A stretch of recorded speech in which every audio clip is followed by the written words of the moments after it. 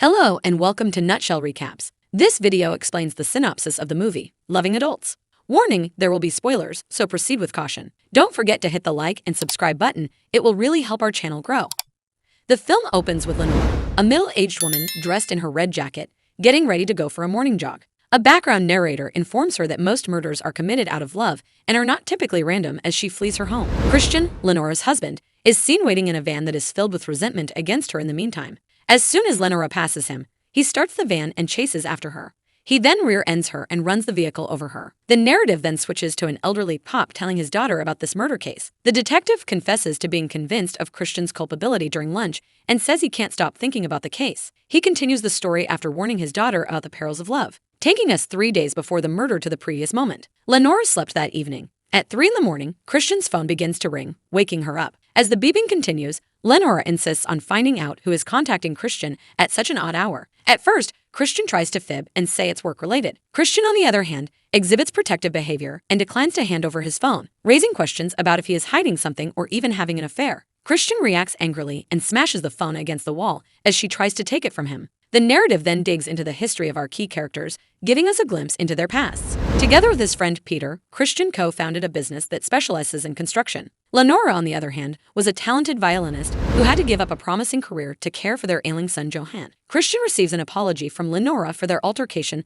the night before when she returns from her morning jog. Lenore then offers to drive their son Johan to school while Christian goes to work after he gives her a kiss, and he appears to blow the matter off casually. At the construction site, Christian encounters his friend Peter while concealing the shattered phone in his pocket. Peter tells Christian that the IRS wants to investigate the company's finances because of some unusual activity. Christian is reassured by Peter that everything will be all right, and they engage in friendly banter. The architect's whereabouts are then sought after by Christian. He meets her in a quiet space, and it is immediately apparent that they are deeply in love. The late-night communication is discovered to have been sent by Xenia, and Christian says that he was unable to read it since doing so would have caused a fight with his wife. Xenia is shocked by this realization, and she issues Christian with a choice between her and his wife. Christian is divided between his devotion to Xenia and his duty to Johan, his recuperating son, as a father. He tries to diffuse the matter delicately, but Xenia is disappointed and leaves indignantly. Johan wants to stop to pick up his friend Martha while Lenore is driving him to school. Lenore seems to think that the two in the back seat are more than simply best friends as she watches them interact. Lenore attends a nearby car wash and unwillingly buys a discount card to save money after dropping off Johan and Martha. She attempts unsuccessfully to get a hold of Christian's phone records at home. She discovers Xenia's Facebook profile when browsing through his list of friends and discovers several images of the two of them having fun at work. This makes her wonder if something is wrong. But despite her concerns, Lenore gets ready to go to an event hosted by her husband's business. She attempts to be loving and romantic when Christian gets home later, but he ignores her and rushes to take a bath. Lenore and Christian attend his business gathering that evening despite their rising animosity and mistrust of one another. When she sees Christians praising Xenia lavishly for her excellent work at the company during the event, Lenore's envy reaches a new level. Lenore decides to follow Xenia and Christian when she sees them sneaking upstairs later, while everyone is still having a good time. To her horror, she observes them having a private moment, and Xenia even grins at her when she makes her presence known. Christian is still unaware that his wife is there. The following morning, Christian works with his neighbor Kim to construct a bonfire in preparation for the approaching midsummer festival. As they talk, the subject of divorce comes up as Christian muses of ending his marriage.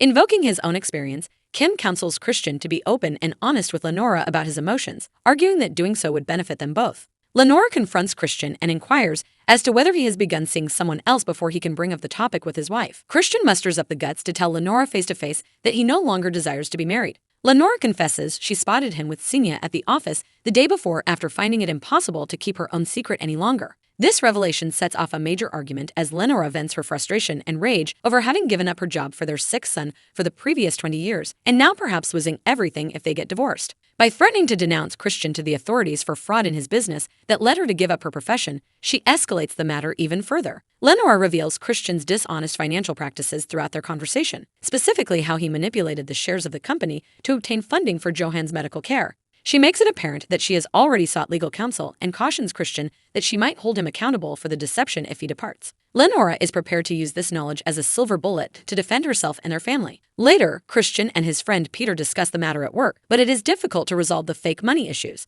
He fabricates having split from his wife when he meets with Xenia later. This persuades her, and she decides to bring Christian to meet her parents in order to strengthen their relationship. Lenore chooses to accompany Christian when he leaves his house the following day on his way to see his former best friend Cassandra. Christian is cautioned by Cassandra that Lenora is not someone who should be ignored. She recounts an incident involving Mike, one of Lenora's ex-partners, who died in a mysterious cliff accident. Armed with his new information, Christian contacts Sonia, Mike's former lover at the time of his death. Sonia also believes that Lenora is responsible for Mike's demise. However, she was never considered a suspect due to her alibi of being at music practice, which was confirmed by her teacher. Later, Christian visits Sonia's place and meets her mother, all while being observed from a distance by Lenora. Back at home, Christian confronts Lenora about the accusations, but she dismisses them, leading to a heated argument where she claims the house and their son is her own. Christian then gets in his car and leaves after she kicks him out of the house. Christian comes up with a scheme to injure Lenora out of despair. Along her jogging path, he switches his vehicle for one of the organization's white vans and hides behind bushes. The next morning, as soon as he sees her jogging, he drives the van quickly and runs over her. After the horrific deed, he slips back into the office and pretends to be at work to establish an alibi. When Christian gets home later, he avoids looking at his son out of guilt. Additionally, he sobs in the shower and subsequently drinks to comfort himself. To his surprise, though, Lenora returns home uninjured and unknowing of what he did while he is drinking. She mentions trying a new jogging route in passing, which prompts Christian to realize he may have struck the wrong target. Then he tells her a lie, acting as though he still desires her. The two find out the following morning that a mother of three was killed in a hit-and-run accident close to Lenora's jogging route. An investigator shows up during Johan's graduation celebration and speaks with Christian. Christian lies and says he was in the office throughout the incident because he is afraid of the truth. Christian, who is racked with remorse, goes to the scene of the accident and reads the notes that the victim's kids put on a temporary shrine. He changes his mind and returns home after seeing news headlines that speculate the criminal may have left the country. When Lenora finds out her car wash card was used on the day of the hit and run, she starts to suspect Christian. Later, she confronts him with video proof from the vehicle wash center's CCTV camera showing him cleaning one of his vans. Lenora learns distressingly from this that she was his intended victim when the accident occurred. Johan notices something is awry and arrives just then, but Christian dismisses him.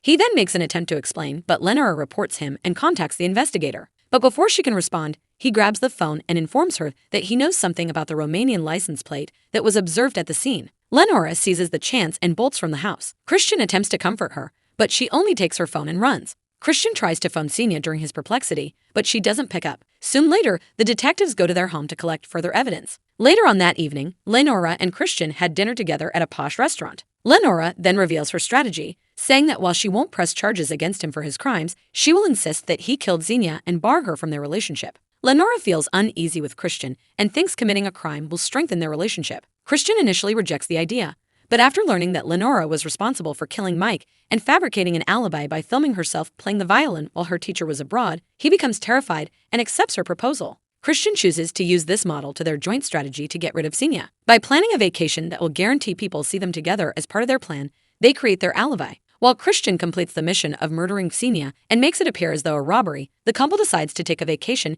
and use their hotel stay as an alibi. He approaches Xenia's house at night, sneaking down the balcony, but she rejects him because he has been avoiding her. Christian is persistent and eventually breaks into her house to show her his love. Lenora, in the meantime, is at the hotel pretending to call room service while passingly adding that her husband is taking a shower. Then, pretending to be Christian, she texts Xenia to break up their relationship using Christian's phone. Christian kisses Xenia to divert her attention away from her phone when the text comes through. Lenora pretends they're conversing while she's in the loo by playing a voice recording of Christian's voice in the background. Christian instead chooses to spend a romantic night with Xenia rather than carry out his wife's evil plan because he is unaware of it. Lenora decides to conduct an independent investigation after realizing that her husband is taking longer to respond. Lenora then follows Xenia to the toilet where she fatally stabs her in the stomach. Christian hears her cry and rushes to the toilet, where he finds a bleeding Lenora standing over Xenia's lifeless body. Days later, Xenia is reported missing by her neighbors, but her body, DNA, or fingerprints are nowhere to be found in her house. The most recent text message that was discovered on Xenia's phone, purportedly from Christian, prompts the authorities to look into the matter. The couple tells them they were in a spa that night and have receipts to prove it when they arrive at their home. While everyone in the hamlet is getting ready to enjoy the Midsummer Festival, the investigator, who is suspicious, sends hounds to search the adjacent woods for a body. Christian is urged by Lenora to start a fire in the lake's middle at the same time. The police hounds are also in the woods when they abruptly begin barking close to the lake. When Christian hears the barking, he struggles to start the bonfire, but eventually succeeds. Here, when he uses binoculars to view the bonfire, it becomes clear that Xenia's body is concealed inside of it. The family decides to sell their home and leave after the event, but the detective is still certain that Christian is to blame. Despite the fact that he was never found guilty due to a lack of evidence, the movie concludes with a chilling scene of Xenia's bones in the bottom of the river indicating that the case has not been solved and leaving everyone with a lingering sense of unease and mystery.